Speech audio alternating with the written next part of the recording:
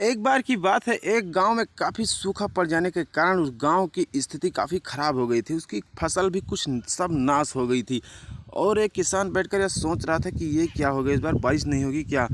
और भोलानाथ दीनानाथ जो कि काफ़ी अच्छे दोस्त थे और वो दो लोग आपस में बात करते थे कि इस बार तो बहुत गलत हुआ हमारे साथ, भगवान ने बहुत गलत किया, हम लोगों के लिए बारिश नहीं किया। तो ऐसा दोनों बात करते रहे तो उन्होंने कहा कि एक आइडिया हमारे पास है। हमारे गांव के बगल में जंगल के उस पार एक गांव है। उस गांव में एक मंदिर है। अगर आप उस मंदिर में जाकर अगर प्रार्थना करते हैं, भगवान से कहते हैं, तो वो बारिश ज़रूर करते हैं। तो उन्होंने कहा कि ठीक है, चलो हम लोग चलेंगे, हम लोग और कुछ दोस्त के साथ चलेंगे।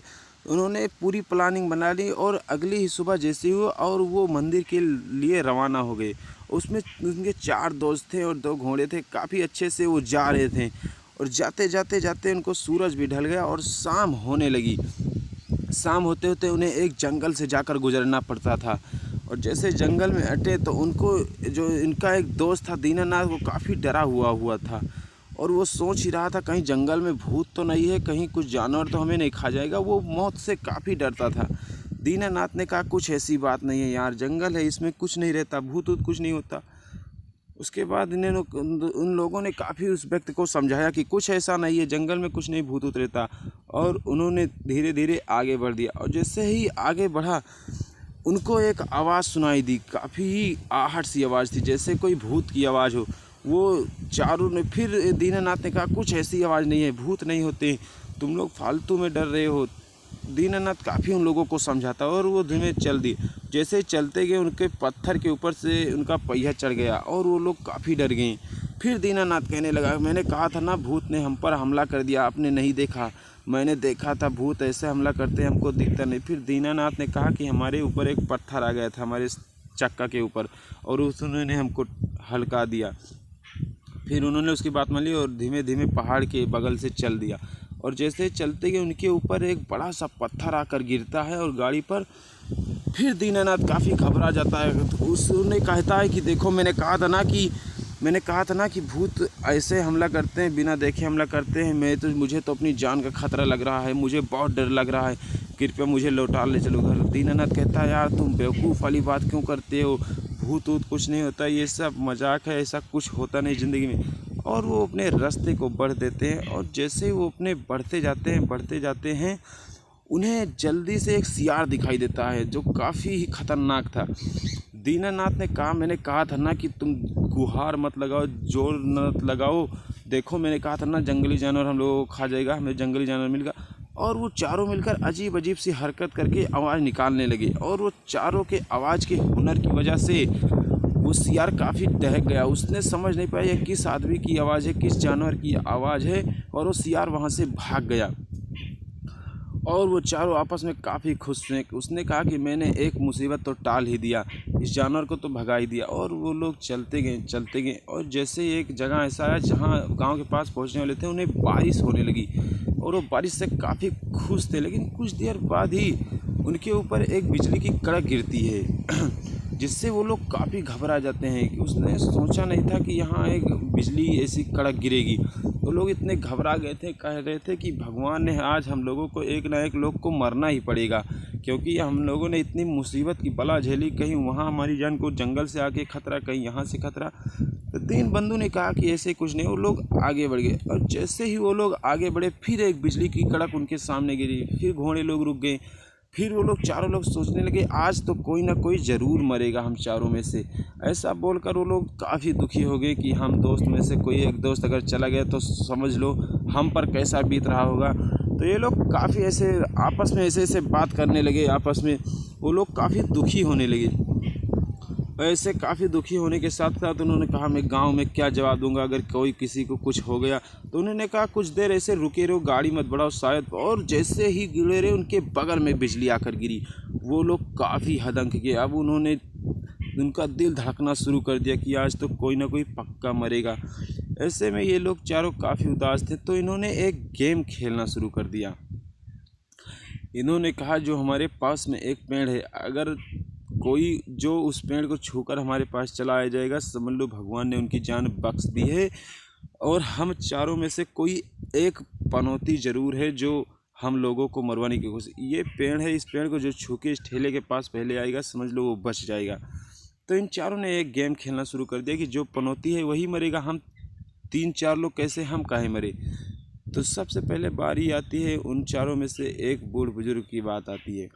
अब वो बेचारा हाथ जोड़ के कहता है, भगवान आप मुझे मत मारिए, मैंने आज तक ज़िंदगी में कोई जुर्म नहीं किया, मैं आपको 100 रुपये का प्रसाद चढ़ाऊँगा। और ऐसा बोलकर वो व्यक्ति काफ़ी निर्मल दिल का था और वो चल दिया।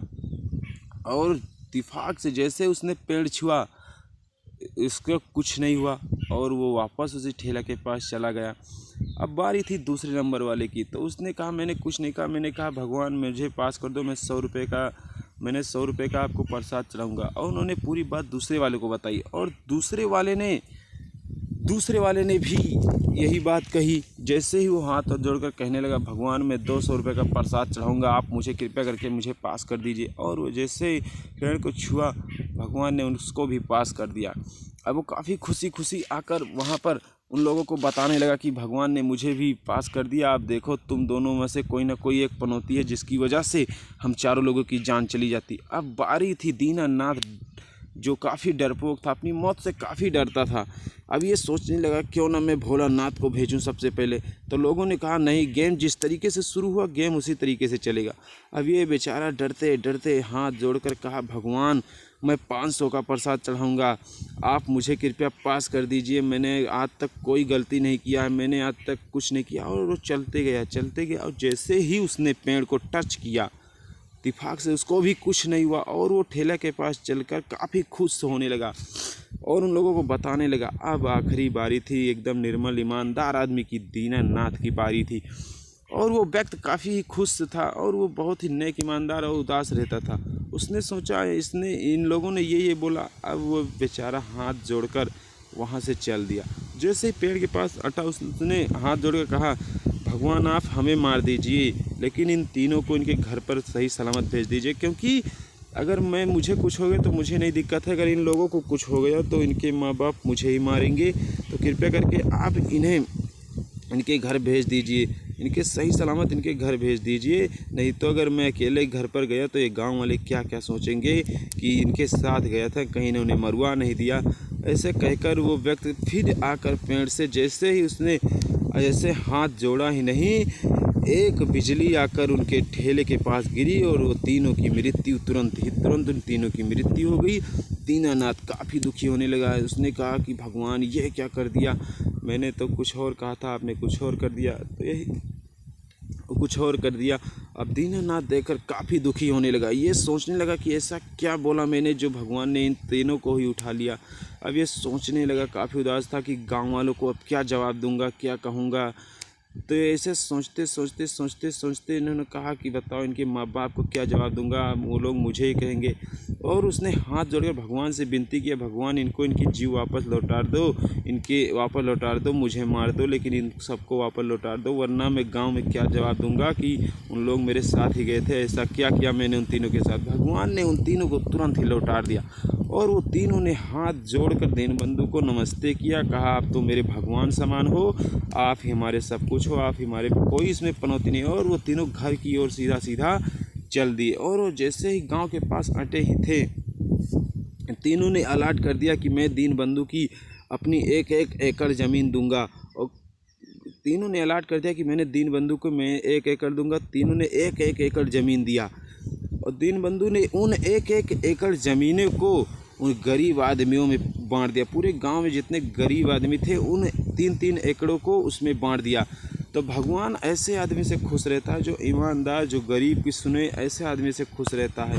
और उनके गांव में काफ़ी बारिश हुई और दोनों मिलकर बात करने लगे, काफ़ी खुश हुए। तो कृपया करके आप भी ऐसे दोस्त बनाइए जो आपकी मुसीबत में काम आए। आप ऐसा दोस्त बिल्कुल मत बनाइए जो आपकी मुसीबत में काम मत आए।